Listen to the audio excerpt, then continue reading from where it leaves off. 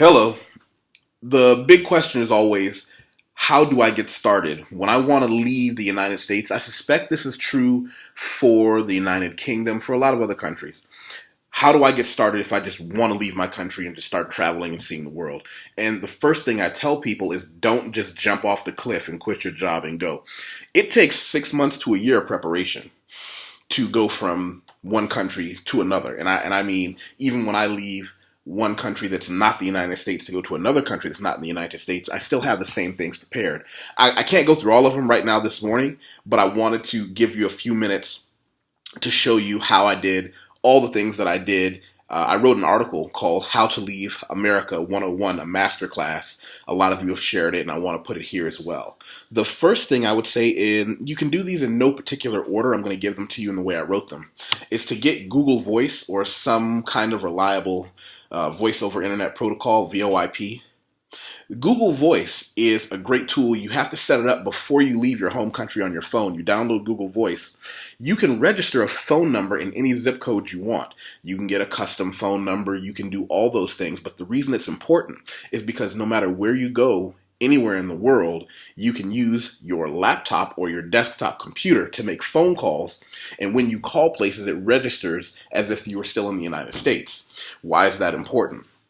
It's important because when you call certain banking institutions, your insurance company, it could even be a former business, they look to see where that call is coming from.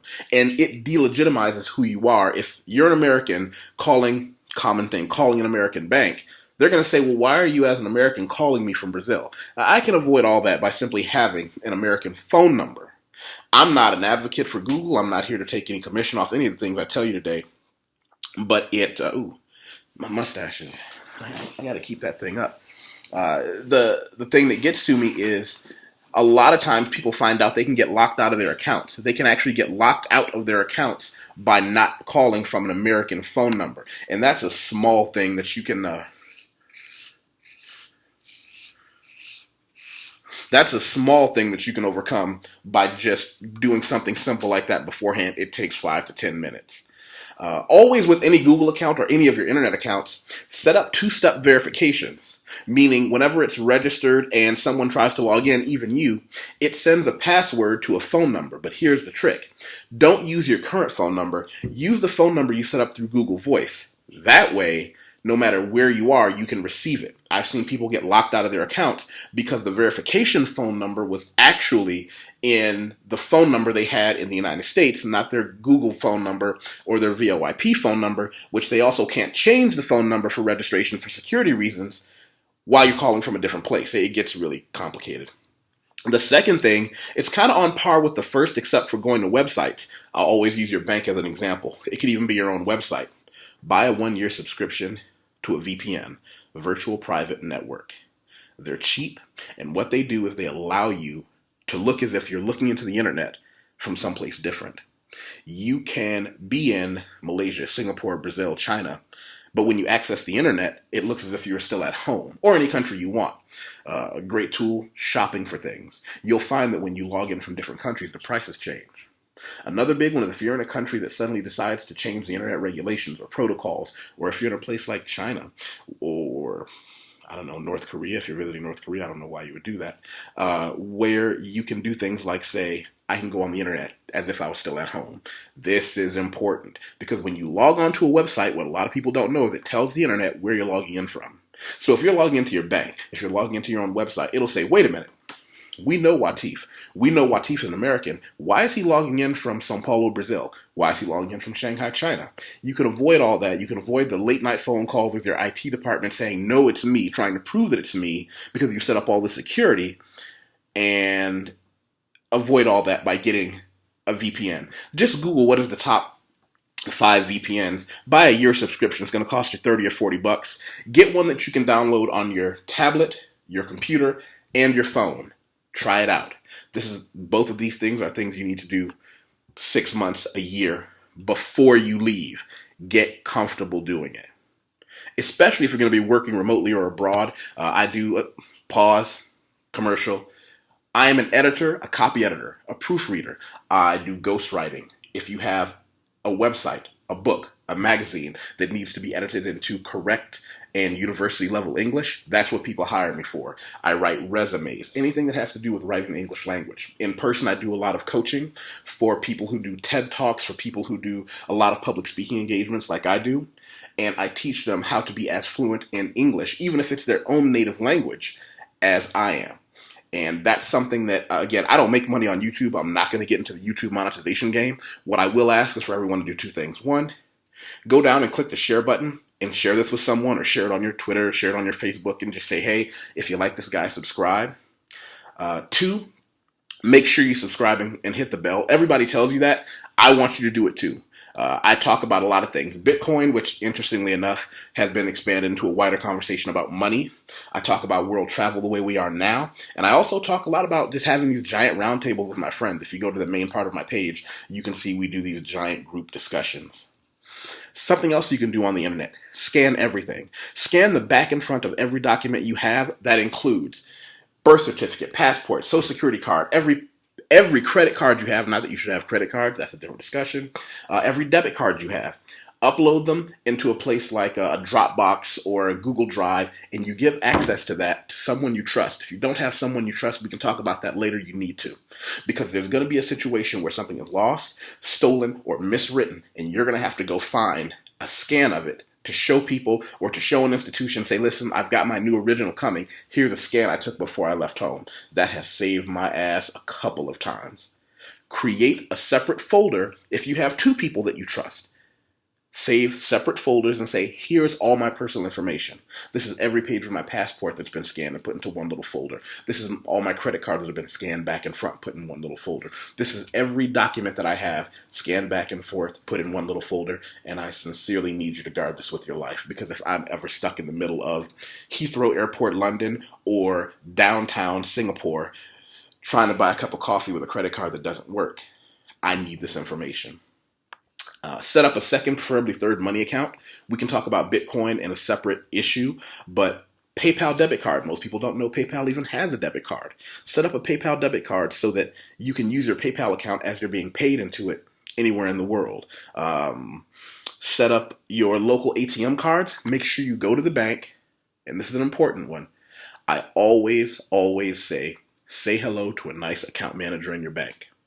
The account manager at your bank, someone you can go to. And for the record, if you live in a place that's not a good neighborhood, go to a nice neighborhood with the best clothes you have. Say, I need to talk to an account manager. I'm leaving the country. I need to set my account up so that when I access it from abroad, it doesn't flag me. When you do that, you're respectful, you're nice. You say, can I have your card? On the back of their card, say, well, what's the best number to catch you at? Is that your number here? What's the best email? A week later, you email them. And you say, thank you for sitting with me last week. Were you able to make sure my accounts are now accessible overseas without being flagged? What that does is it very politely tells them, I'm going to hold you personally accountable for the things that you said you were going to do. It's important that people look at you as a person. When you set this up, you don't do it over the phone. You don't do it over the internet. You go there, you sit down, and you talk to them. You say, I'm going to travel the world. I need to make sure my account is still accessible because I can't be stranded somewhere. You shake their hand. You look into their eyes. Let them know this isn't about the bank. This is about you and I and the relationship that we have. You'll find that that one-on-one interaction is lost on most people. Most people don't do things like that. Now we're getting into the gritty. My years as a financial professional taught me something interesting, and that is that identity theft is real. Identity theft among people who are a little traveling is even realer. That's not an English word, but it's even more prevalent. Freeze your credit. You can go online, Google how to freeze my credit, and what it does is it freezes your credit in a way that no one can access your credit line, run your credit, or open a credit account in any way without it being unlocked. Most Americans don't know this is a possibility. It is huge because at some point, someone somewhere may realize you're gone and think, I can take their social security number, the information I have on them, open up a credit card. After working with clients financially for many years, I can tell you the dirty secret is that The person who fucks you over financially will be someone you are very close to. 99% of the time, it's going to be someone you're related to.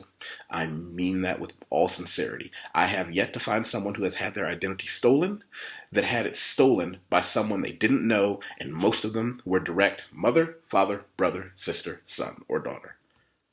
Sometimes it's ex-lovers, but that's neither here nor there. It's probably going to be somebody else directly related to you. Where else can I go with this? What else can I give you in these next few minutes? Give a friend $50 and ask them to be a mail drop for you. Yes, you can get a P.O. box for your home address. Give a friend $50. Give someone you trust $50, $100, and say, listen, every now and then I'm going to have something mailed to me here that I'm going to need overnighted to me, that I might need regular mail to me. I don't want you to come out of your pocket for that. Here's $50. Here's $100. Can you please use this to send me things that I ask you for? I don't want to ask my friends to do a whole lot of extra work for me. I'm enough work just having another friend as it is. That's a whole different category. Get a professional resume. Again, plugging myself. That's what I do.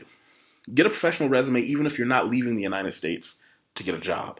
You never know what's going to come across your desk. You never know when someone says, hey, I like you. Do you have a resume? I want to hire you to do a few things for me. I don't care what you do. If you're a quality person, quality recognizes quality, and you will have things thrown at you that you didn't see coming. Be ready for it. What do they say? Luck is a combination of preparation and opportunity, X and Y axis. And I'm going to do an article about that. When luck comes your way and someone says, hey, I'm going to take your resume to my company, and then I'm going to justify paying you this salary that you've commanded for what you do, have one ready for them. A big one. We're talking about if something happens to you professionally, get some sort of a CE. We call it continuing education.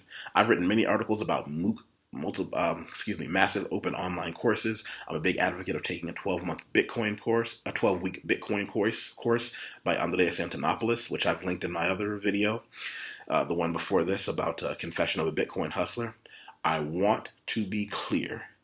Right now, you can do what's his name? Gary Vaynerchuk. He always says to work your regular job, 9 to 5, 8 to 5, 6, whatever, then from 7 to 1 or 2 in the morning. Or if you don't have that kind of time, 8 p.m. to midnight, work on you. Work on your business. Your business can be, I'm going to take 2 hours every evening and study coding. 2 hours every evening, and I'm going to study how to be an editor, copy editor, proofreader, the way I did. Then take another 2 hours looking at the competition online. Once you complete your courses, go online and become one of those people and do it all before you leave. If you start working on a tiny, micropreneur, hustlepreneur, side job, whatever you want to call it, ahead of time, you'd be amazed at how easy it is to just become someone who lives off their laptop because you're not leaving to start the experience. You already have it. The internet is the future. The internet always was the future. Right now, especially if you're a black person, a person who's been denied any privileges in life, I don't care if that means you're black, immigrant, transgender, the computer doesn't discriminate. You get good at something, people will pay you top dollar for it. And I can't stress that enough. If you need help, hey, reach out to me. I'll help you. Anybody who's watching this knows that I help people everywhere, all the time. No problem. I'm here for you. The last couple are the difficult ones.